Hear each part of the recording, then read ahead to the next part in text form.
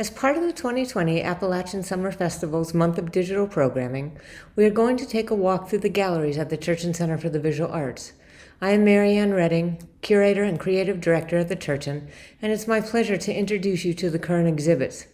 Although the galleries are closed to the public because of the ongoing coronavirus pandemic, we hope to reopen on a limited basis in August when classes resume here at Appalachian State University. Thank you for joining me on this tour. We will start in the Mayer Gallery. If you peek in the windows facing King Street, you will see the first exhibition we're going to talk about. In this gallery, you will see Maria and O Canada by Lesia Marushak. The exhibition is on view until Saturday, August 1st. And as I said earlier, if you take a peek into the galleries, into the windows that face King Street, you will be able to see a lot of Lesia's installation there. There are few places around the globe that have escaped the scars of genocide or repression or fear. Lesia's installations reclaim individual memory, and in claiming for herself a personal, familiar history, transcends the self to articulate our collective history. Her tears become our tears, causing the oceans to rise at first imperceptibly and then in a torrent of inconvenient truths. Lesia moves quietly, uneasily between countries, Canada, the Ukraine, the United States of America, working to create necessary monuments to the past. If we are silent, the monuments become a tribute to our own inability to act. The artist cautions her viewers about the alarming tendency to blend fact and fiction and to sow doubt about established norms, which harken back to periods when demagogues spun new myths about the past, present, and future and combined them with spectacles. We live now in a world of globally televised spectacles where those in power hold on frantically at any cost to their fragile power, waving mirrors to deflect the light from their own covert actions. We cannot let the mourning for human decency, for the loss of public morality, for simple human kindness to force us into another collective silence. What is our ethical responsibility to say what we know, to say something if we see something? These are the questions that Lesia asks in her installation. I think they're very, very apropos to what is happening in the world today because of the coronavirus pandemic.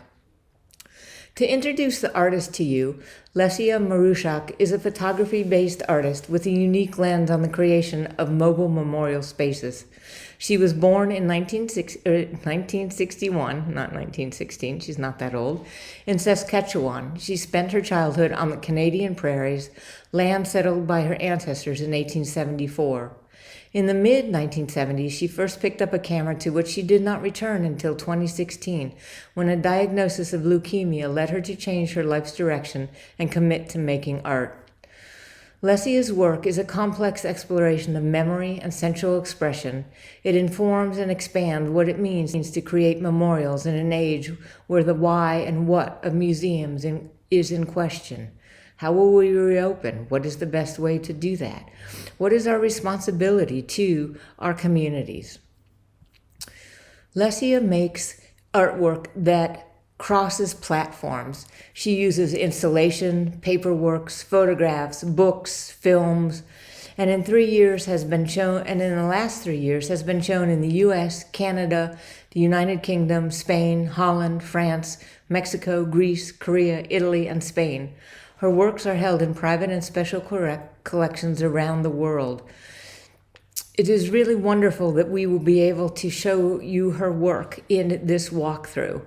And just as a final note, Lesia holds an MA in ethnography and an MBA in international management.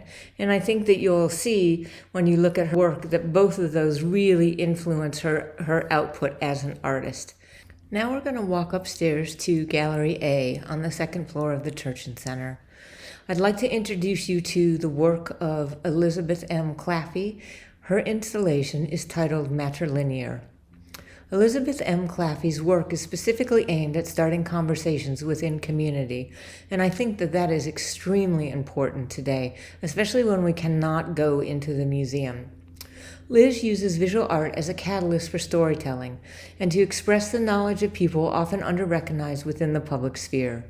Liz's projects examine cultural and social context, engage in community dialogue, and encourage critical inquiry by the viewer. Matrilinear is designed to challenge the way that one defines knowledge, which has ultimately been shaped by the patriarchy. How knowledge is defined and who is allowed to acquire it have always been an exercise of power by those in control. So the theories, wisdom, and experience of others, women, people of color, religious minorities, the LGBTQ community, people of varying abilities, those with low incomes, they are often unacknowledged as being of consequence or having value within the public realm. Liz's images are meant to express alternative forms of knowledge development and collection. Liz started expressing stories through thread, which is a metaphor not only for the physical and emotional work women do within kinship structures, but also for the time and space in which stories are often passed down, a once sacred space of building relationships through domestic work. Her images examined family folklore, ritual, and mnemonic objects passed down through generations of women. The photographs of each object reveal the physical remnants of a body long gone, including stains, tears, and loose thread from clothing that was kept close to the body for comfort and for protection. The stitching and/or photographic representations are both a visualization and an expansion of stories shared as family lore. These interruptions are also designed to represent the deep influence of one's familiar past on personal identity and perceptions of one's body. By expressing domestic rituals and objects to explore their meanings within public context, this work aims to interrupt and transform normative cultural narratives. Through varying perspectives and translations, the practices and keepsakes that construct familiar stories become basic to more inclusive collective memory and the global story of the past. Women play many complex roles within the structure of kinship: daughter, sister, cousin, mother, aunt, grandmother. These roles can be fluid and at times they overlap.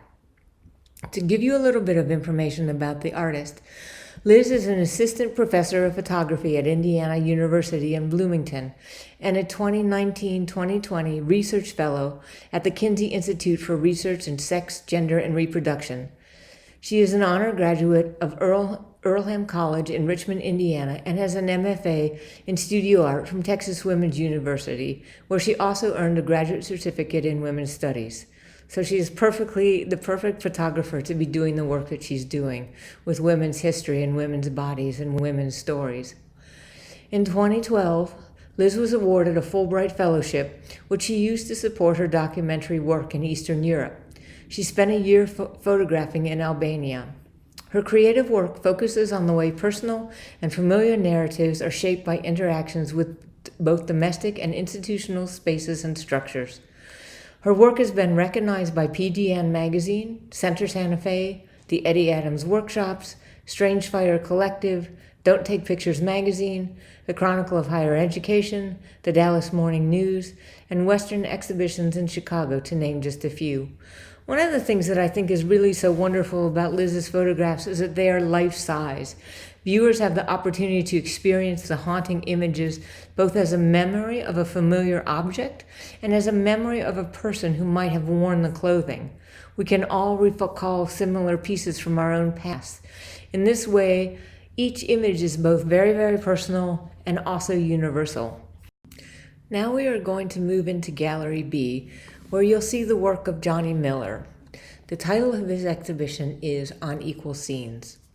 Johnny Miller is an activist, a freelance documentary photographer, a filmmaker, a multimedia storyteller, and the founder of Unequal Scenes. Unequal Scenes is the title of one of Johnny's ongoing projects, and of course the exhibition here at the Turchin Center for the Visual Arts. But it's much more than a single installation. In the 4 years since Johnny began working on this series, Unequal Scenes has grown from a documentary photography project into a platform for multimedia storytelling and a home for, and this is a quote from his website, creatives, activists, scientists, and journalists to connect and strategize creative approaches to make the world a more healthy, fair, and equitable place. We need more photographers like Johnny Miller. This work was important when Johnny began the series, but it is even more important now in the age of coronavirus and COVID-19, which have further exposed the global fault lines of inequality.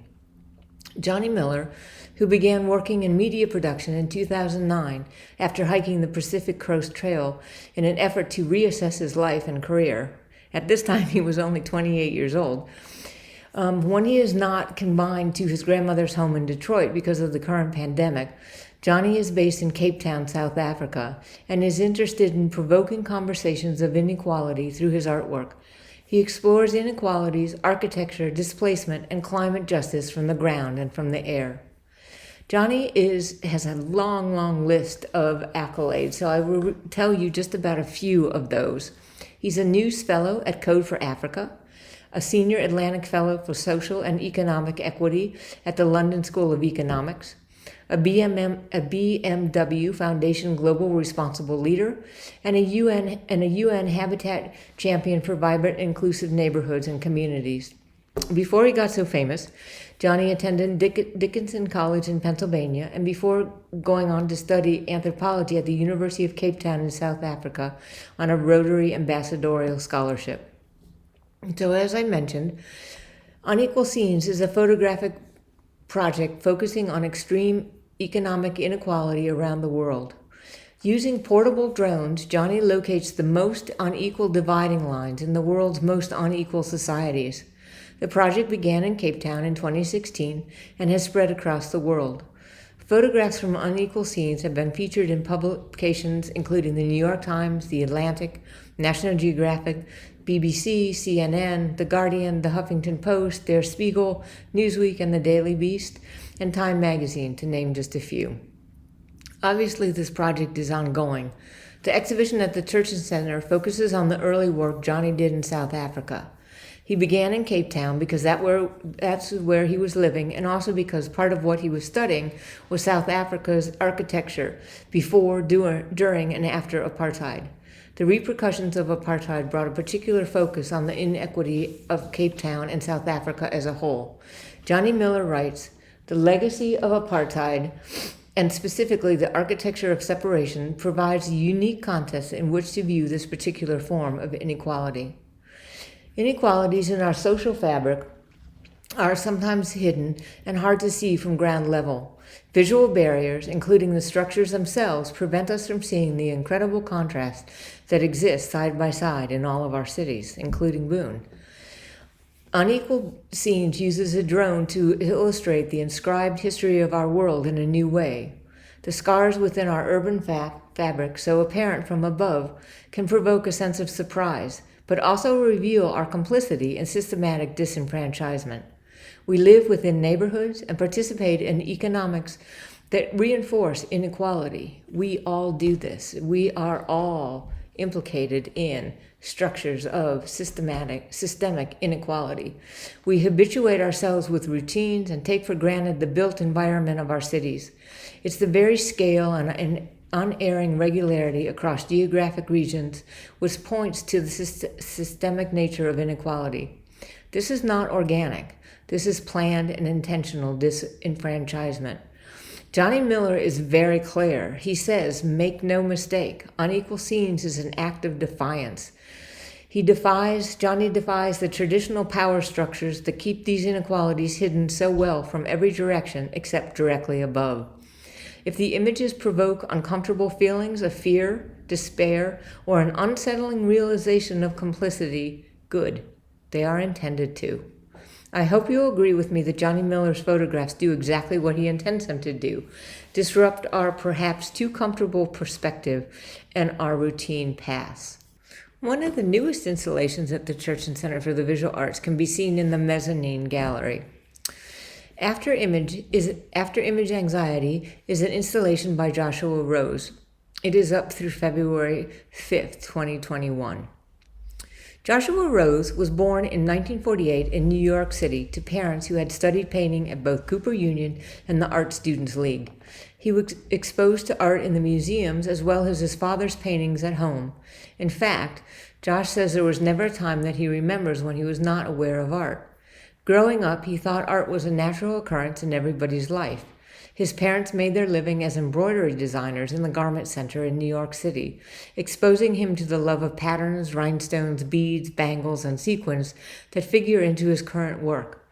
Josh Rose studied at the University of New Mexico and went on to earn an MFA from Yale in 1981.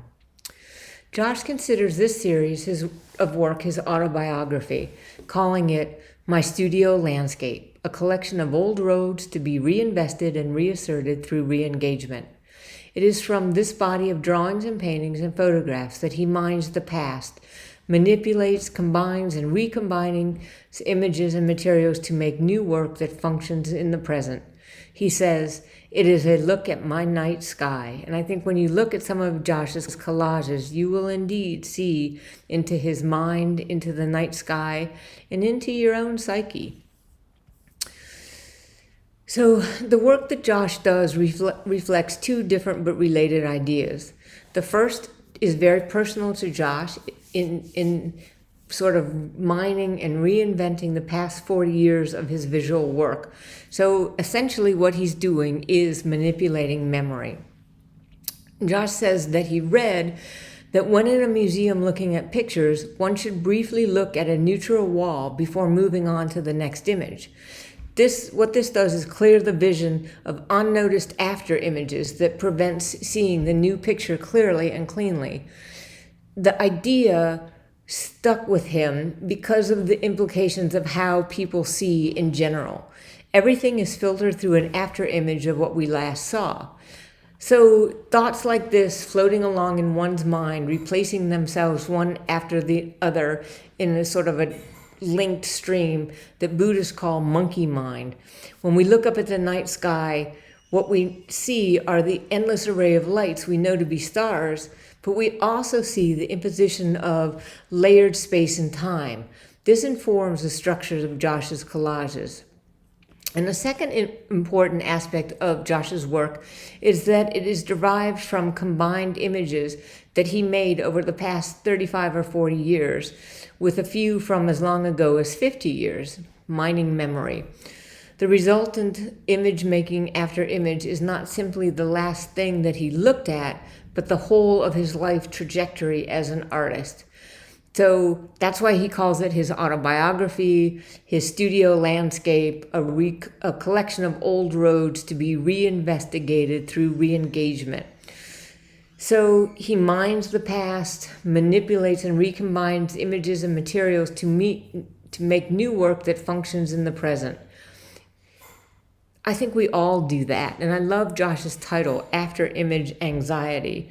And I think, especially now when so many of us are glued to social media and we see image after image after image of unrest and protest and patients in hospitals who have the coronavirus, we do all have somewhat of an after image anxiety, because once those images are seen, it's impossible to unsee them. In the intimacy of the community gallery, which is where we are now, you will find the beautiful jewel-like paintings of Jacqueline St Aubyn. The title of Jacqueline's installation is Rain in the River. It will be on view through February 5th, 2021, so I hope that you will have the opportunity to see these marvelous paintings in person. Jacqueline St Aubyn taught painting and drawing at New Mexico State University for 25 years. During this time, she wrote and published a book, Drawing Basics, which is now in its second edition. The book is a clear, straightforward approach to learning how to draw based on looking closely. The underlying belief that anyone who can see can learn to draw, along with the conviction that personal expression has its source of visual perception, provide the basis for Jacqueline St Aubyn's methods. Basically, the inspiration for Jacqueline's teaching methods also applies to her studio practice. At the heart of both lies a desire to illuminate life through the process of seeing. Her commitment to drawing began when she was just 8 years old. She taught herself to draw by looking closely and copying images from comic books and magazines. Jacqueline went on to earn a BFA degree at the University of Missouri in Kansas City and her MFA at the University of New Mexico in Albuquerque. She says, "The moment I put brush to panel, a transformation takes place. The colors and shapes create a tactile song filled with rhythms and melodies. Objects and images express poetic thoughts. Unspoken revelations occur. The process is meditative and calming. She draws from a consciousness that is hidden somewhere deep inside of herself. The veil of her familiar thinking falls away to give freedom of the mind. She says this is a psychic place of painting. Memories and experience as embodied in objects are the subject matter of Jacqueline's still lives. Objects play an important part in her creative process. They serve as receptacles for meanings. She collects objects to make reference to cultural myths and universal symbols. Through repeated use over many years, the objects make up a personal vocabulary consisting of symbols. And a lot of those symbols are very private. You'll see the cherry, a beautiful red cherry that is repeated in several of the paintings. And if you look closely, you will see other motifs as you walk through the gallery. So Jacqueline says that the first step in her creative process is setting up a still life. She spends a great deal of time choosing objects from her collection and arranging them in a way that she finds evocative and that tells a story. Not necessarily a story that the viewer can interpret, but hopefully the viewer brings their own collection of images and collection of memories and their own stories to the paintings to create their own narrative when they're looking at them. The work is so finely painted, it's so rich and detailed. They're little jewels. Jacqueline's always looking for visual relationships as well as symbolic references, hoping for a narrative to emerge. She always relies on her intuition and her emotion to guide her. And she says that is the most unpredictable part of her painting process. Now we will go into the main gallery at the Turchin Center, which is the largest space we have in our 6 changing exhibition galleries. Here you'll see an amazing installation by Wei Qi Li Lian. The exhibition began last January, but when we closed down because of the pandemic, it wasn't seen by many people. Luckily, we were able to extend it through September 5th this year, and hopefully, if the Turchin Center opens in August, as we anticipate doing when classes open, you'll be able to actually see this work in person. But for now, I hope you will enjoy the walkthrough that we're sharing with you. People are by nature social beings, and I think definitely the pandemic and the quarantines and the isolation that so many people across the country have experienced in the last several months shows us exactly how social we really are, even if we don't like to admit it to ourselves. People need other people to survive, and as such, they tend to seek social interactions. However, human relationships are inherently complex and multifaceted. So the idea behind Wei Qi's installation is that the series Lian begins with a pair of Chinese homophones, Lian. And if you could actually see the Chinese characters, you would see that they are written very differently. That doesn't translate into English where they are spelled exactly the same. So that depending on their context, they mean either to connect or to enchain. So on one hand, Wei Qi's work portrays the tensions and dynamics within human relationships. On the other, they explore how these same forces can constrict or enchain humans when negative forces come into play. While these works are in part a meditation on Taiwanese cultural traditions, they can be applied more broadly to human experience itself. Wei Qi Li is an assistant professor in studio art here at Appalachian State University. Her artwork focuses on drawing, painting, and mixed media. Wei Qi received her BFA from the University of Arizona, an MS in art therapy and art education from Illinois State University, and an MFA in drawing and painting from the University of Florida. Her work incorporates the human form and hair to explore dilemmas in human relationships. Her primary media include graphite and mechanical lead pencils, which are used because of their unique ability to capture the subtleties and details that she seeks to emphasize. To transcend the boundaries of two-dimensional art, Wei Qi has often painted her drawn images onto textiles and incorporated human hair into site-specific installations like the one you see here at the Turchin Center. I hope you will enjoy the walkthrough, and I hope that you will be able to come back to the Turchin Center when we reopen on a very limited basis in August. Thank you for joining us.